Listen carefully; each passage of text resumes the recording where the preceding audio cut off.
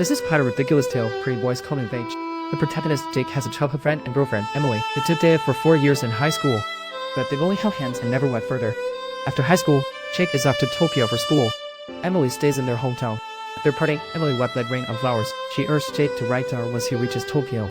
The letters refer to those sent and received by post.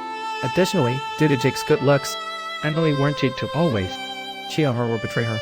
Jake solemnly promised he'd never betrayed Emily. As the Shinkansen departed, the two parted ways. Jake quickly spent a year in Tokyo. He indeed did not cheat, but Tokyo's values on relationships reshaped Jake's understanding. Back in their hometown, Jake and Emily kept their relationship a secret. Here, open polyamorous relationships are common, and they believe long-distance relationships aren't real, because there are many things they can't do.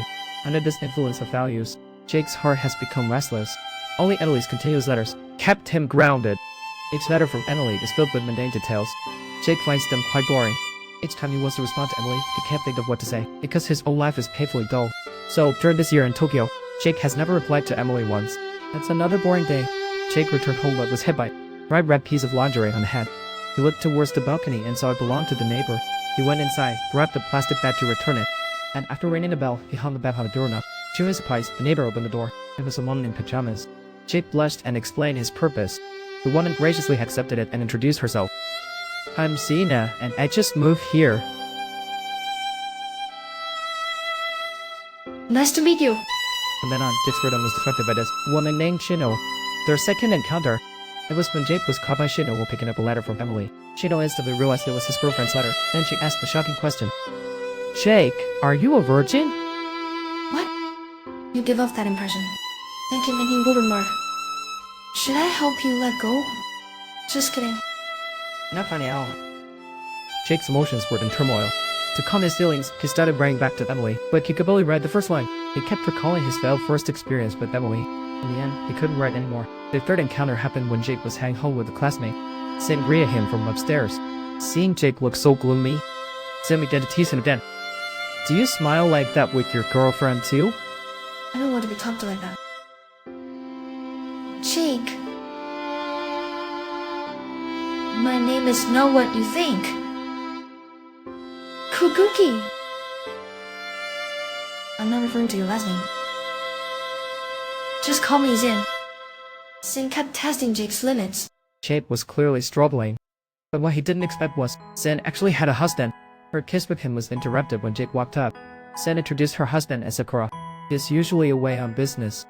Was a man's thought. Jake said to Shin, how can you say those things to me when you have a husband? You won't take it seriously anyway, right? Shin suddenly asked Jake if he left his girlfriend. Jake remained silent. Shin kept asking until they got home. What do you want to say? Even in a relationship, you might not know if you truly love.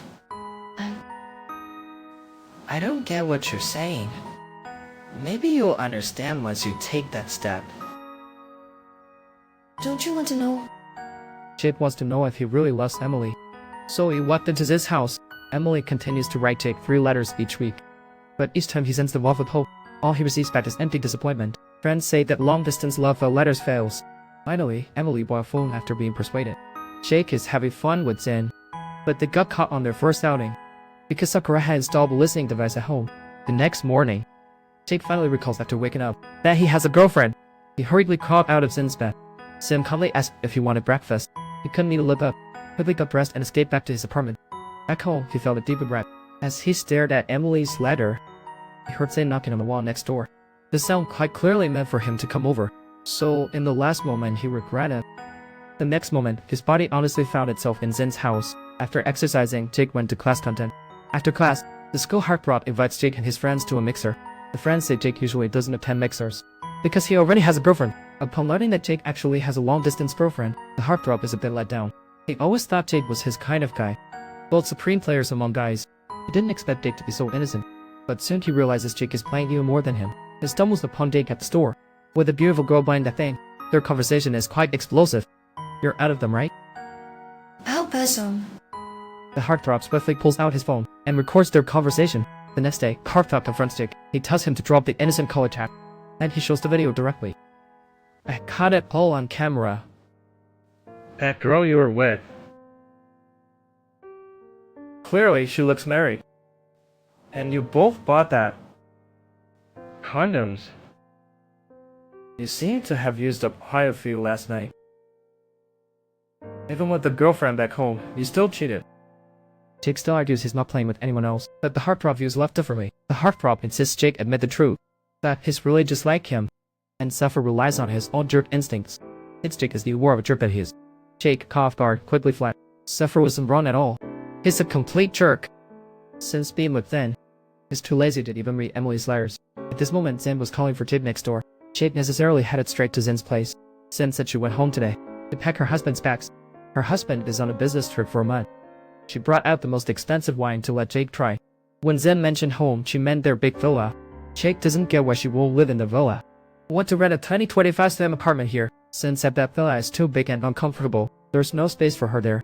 And this apartment is so small it only fits her. It's like her personal secret base. But what Zen doesn't realize is that her husband's studying her secret spot. And every corner, her every move is being monitored by him. Meanwhile, Emily in the countryside waits for Jake's reply. Her friends were stunned when Emily said she dated Jake for 5 years, yet never having a first experience. Her friends thought Jake was an uneven, a coolest guy not into physical stuff. But Emily said that's not true. Their first time didn't succeed because Emily was too scared. Later, Jake considered Emily's feelings. He kept his distance from Emily and didn't touch her again. Your boyfriend really has it tough. What do you think? True. Being rejected can indeed lead to that. My bestie said Emily and Jake are distant. We've got distance yet still to a long distance. Aren't you afraid of Jake? Emily said Jake already promised her he wouldn't. She believes Jake isn't that tight. However, even though Emily said this, her heart was beginning to feel uneasy. In Tokyo, Jake was still invited to mingle with the popular guys. They said there was a mix, but only one girl showed up. What the boys didn't know was, this girl Mina is Jake's middle school classmate. Mina liked Jake back in middle school, but Jake was surrounded by girls because he was so attractive. Insecure, Mina didn't dare to approach him. Later, Mina moved to Tokyo and let Jake go. Now she encounters Jake again in university, but Jake couldn't recognize Mina at all. The popular guy kept coaxing Mina to drink. Jake bravely took the pup to shield Mina from drinking. This was a heroic save for Mina. It reignited Mina's feelings for Jake instantly. She faked a bathroom trip to cool down. When she came out, the popular guy confessed. Zephyr notices that Mina likes Jake.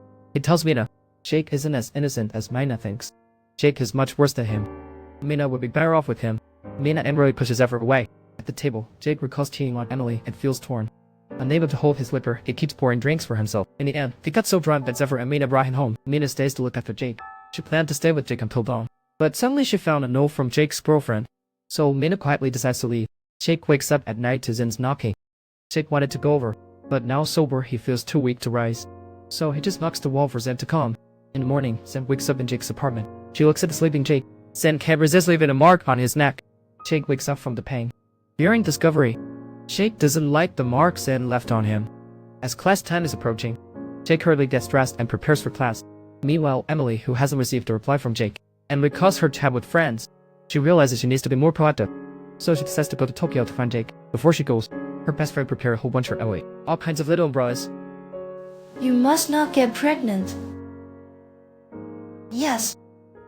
Emily arrived in Tokyo with her bag, but she got lost near Jake's apartment. Luckily, Zen found Emily and took Emily back to the flat. Jake was about to greet Zen when she got back from school. Emily suddenly jumped out from behind Zen and hugged Jake. Jake was startled and looked confused. Girlfriends are so sweet.